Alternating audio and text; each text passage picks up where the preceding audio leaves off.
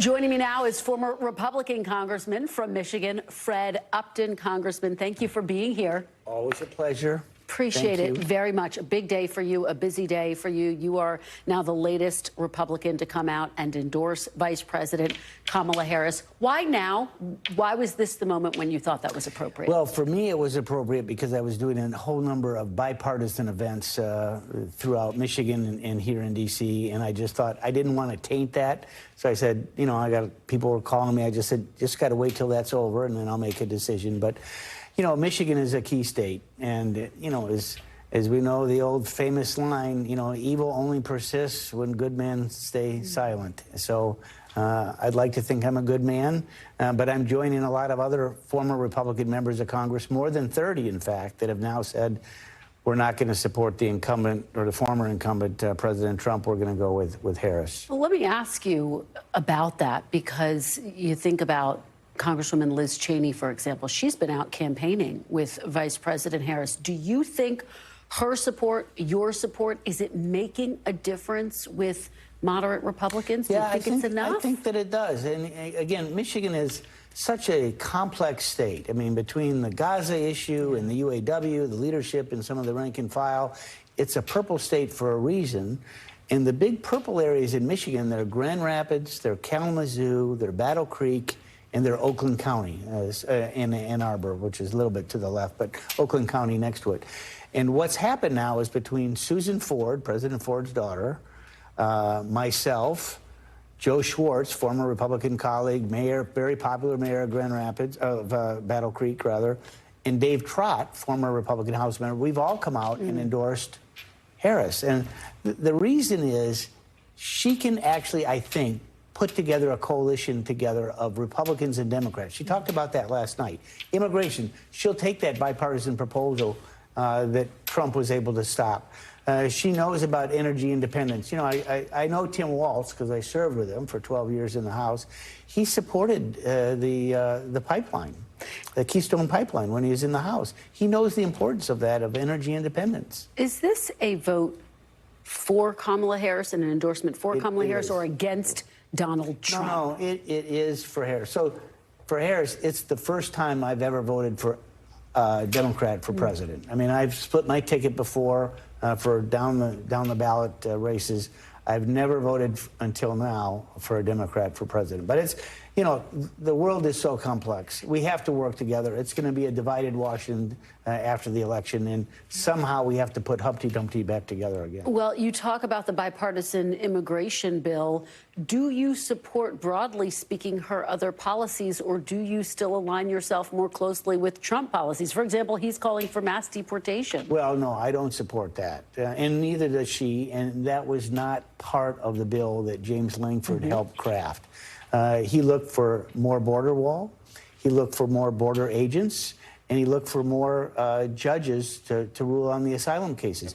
You really have to do that through legislation. You can't really do that by executive order. You can't just willy-nilly do that. It's got to come through legislation. So do you support her other policies, though? On immigration? Broadly speaking, are you backing her when it comes to immigration, when it comes to reproductive rights? She wants to codify Roe, for example. Yeah, that's going to be hard with the Congress, let's face it. You need 60 votes in the Senate to get things done.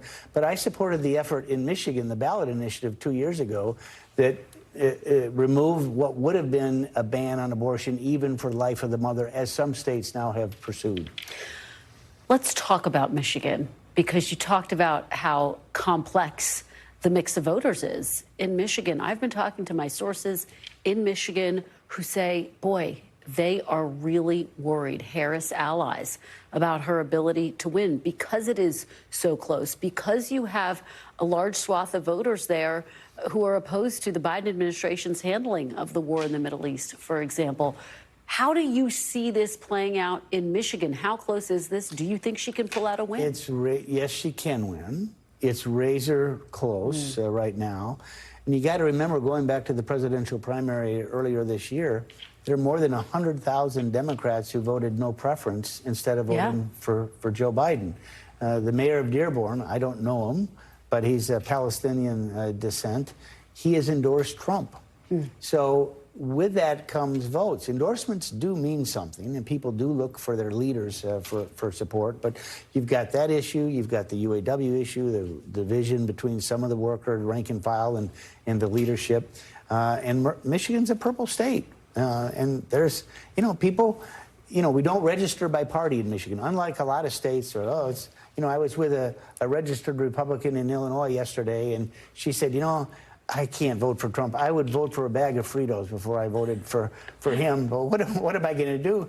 And she's registered Republican. What do you make of Vice President Harris's closing argument? Is this the right way to close, to focus on the fact that John Kelly and others are calling him a fascist, to cast him as a threat to the democracy? Or should she be talking about pocketbook issues and reproductive rights? I think pocketbook issues is a better way to finish up. But remember, it's still 12 days. I mean, all of us that are watching this, there's a new poll. I'll get an email. There's a new poll. Someone's up, 2 points or 3 points in Pennsylvania, Michigan, or Wisconsin. I mean, they're coming out so rapid fire that who knows. And we don't know where the candidates are going to be next week. I mean, they don't know either. So the race is up for, it's up for grabs. You, of course, voted to impeach former President Trump. Now here you are endorsing Vice President Kamala Harris. You've heard the former president talk about retribution. Are you worried that there could be retribution against you for this endorsement? Well, this is free speech. What drove me to vote for impeachment for him was, and I was there in the Capitol on January 6th. Yeah. I saw what happened. I talked to the SWAT officers afterwards.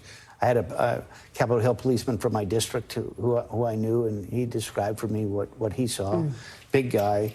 The day after that, Trump said, "I did everything totally appropriate." Those were his words. And I said, that wasn't right. I mean, I watched his speech on TV that morning or that afternoon to go back down to the Capitol. I supported a bipartisan investigation. We know what they tried to do to steal the election, to deny a number of states from voting. That's my opinion changed real quick. So you're not worried about retribution? I got a pretty clean record. I'm not running for any office. I've got 4 grandkids now, and I'm very happy. So it's no one's going to be voting against me in the future because I'm not on the ballot. Well, former Congressman Fred Upton, we appreciate your time and your perspective today. We really appreciate it. You bet. Thank you. Thank you. Thanks for watching. Stay updated about breaking news and top stories on the NBC News app or follow us on social media.